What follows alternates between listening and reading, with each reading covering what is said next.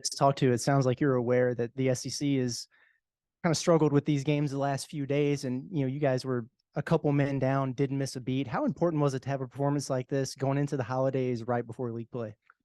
I mean, really important. Yeah, obviously, watching the games yesterday, because so many of them were in the afternoon, that we were still able to talk to our team about it face to face yesterday, the night before the game, and then even the stuff that happened today. You've got to understand as a student athlete that it's hard to win any game and you have to earn them. And I was really proud of our focus. I mean, we had a couple day prep on Pember and not allowing him to get shot attempts, keeping him off the foul line. Thought we did an unbelievable job on their star player, holding him to 1 of 7 and only allowing him to get to the foul line twice. And he's one of the highest free throw attempt players in the country. Kind of stepped in for you and picked up some of that scoring load without Nick tonight. Just what'd you think about the way he was able to kind of respond? Jalen is he's got a great flip shot. He's got a great spin move. He can feel the defender, go the other way. I thought offensively, I give him a 10 out of 10 offensively. We just need we need some rebounds, some physical in traffic rebounds is one of the areas that Jalen's got to continue to focus on. But I think from an offensive standpoint, he's a guy you can throw the ball to. He's a great passer. He's really good in the middle of against a zone. And offensively, he makes the game become easier for our team. Zoom that you guys call him, I don't know if you do, but he said the guys call him spin cycle, Jalen, because of his spin moves.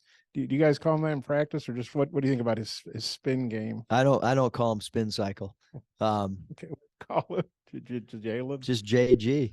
Okay. Yeah. Or what do you think about his moves and stuff? Well, I think he does a great job of, first of all, he's got a floater.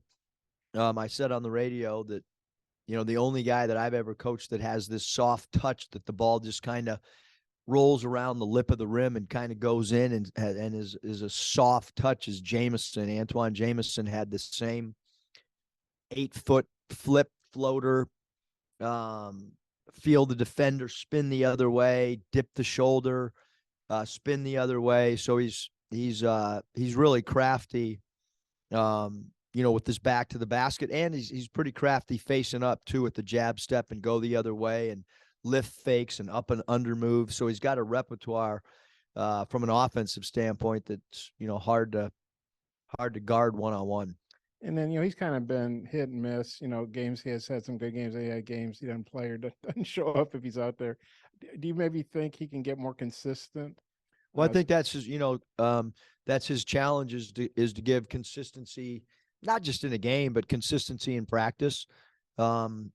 Consistency and getting into the gym on his own and all those things become really important because he's really skilled.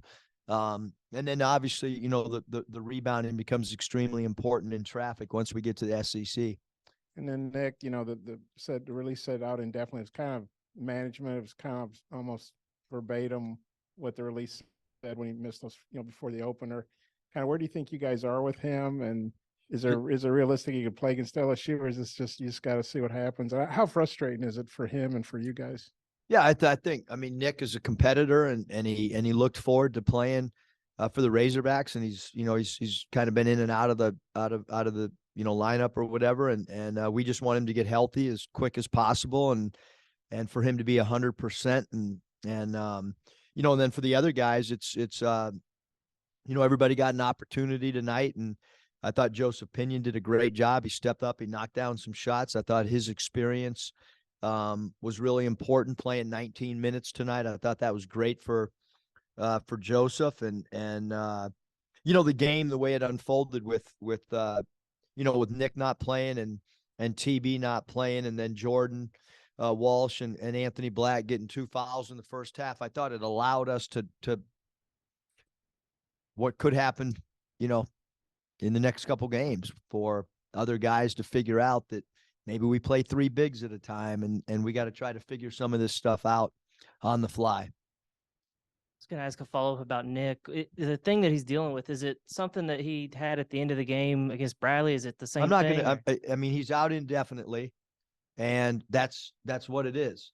And so there's, there's nothing else to, he's out indefinitely, and he's going to continue to rehab as best as he can. In your opinion, how difficult is it for a shooter like that to come off the bench late in the first half and knock down shots the way he did tonight? Well, I mean, when you're a great shooter, and the hardest thing is, do you still have confidence? And when he comes in the game, you can kind of see teammates, coaching staff. We feel like when he shoots, it's going to go in, and that's what when you're a great shooter, that's kind of the air that everybody has. Eric, I think tonight was game 7 without Nick. I'm just curious, do you feel like the rest of the guys have kind of developed a chemistry to, I don't know if they have maybe a know-how exactly, but do you feel like they've kind of developed a chemistry to play well without him? I mean, I think this group is obviously we're young, but I think they're really mature. Like, whether a guy gets in foul trouble, whoever's in uniform, I think they've done an excellent job of being ready when called upon. Devo's in the starting lineup. He's used to that. Devo's minutes tonight were incredible. And, so I think that, with whether it's, TB being out or Nick, it's an opportunity for somebody to step in and like I said, I mean, Devo Davis, in my opinion, is a starter, whether he starts or not. Like, he's going to play the minutes. If you look at Devo's minutes the whole year, they're really high because of how hard he plays and what he gives our team. And certainly, when TB was out, somebody got a new opportunity or minutes are available, and Kamani's done a good job in those. And that's just kind of the way it's going to have to be right now is somebody's going to have to step up. I thought Jordan Walsh's second half minutes were great too.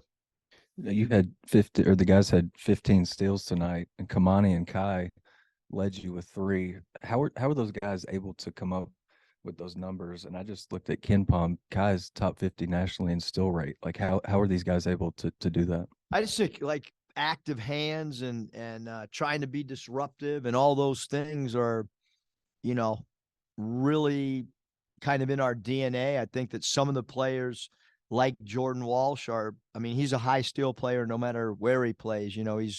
I said it when we, recruited him and he committed, that he's kind of a violent defender with the way that he jumps passing lanes and so I think we got a lot of guys, but certainly,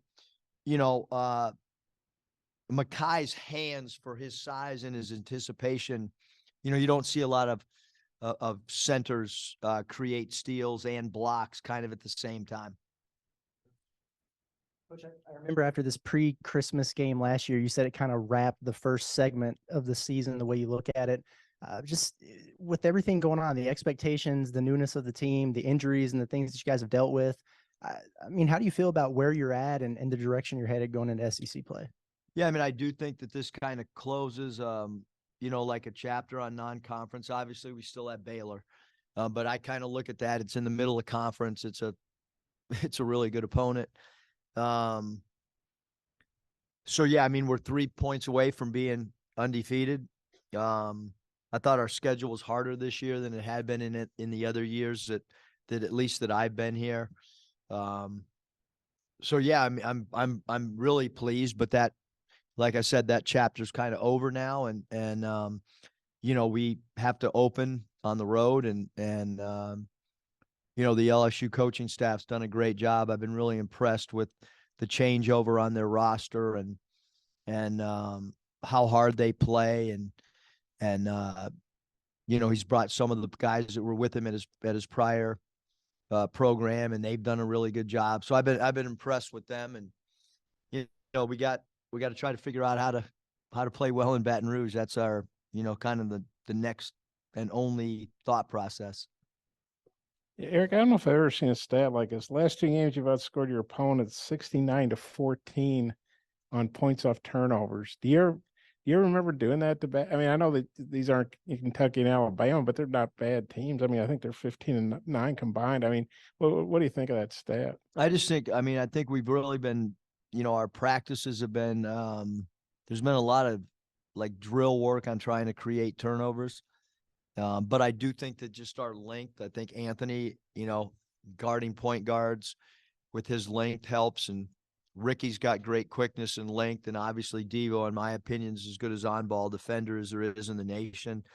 And Jordan does a good job. And then as Scotty brought up, like with Makai, I mean, he's a high steal player too at his position. So, but again, I mean, we're gonna when you get into conference play, for the most part, teams take a little bit better care of the ball.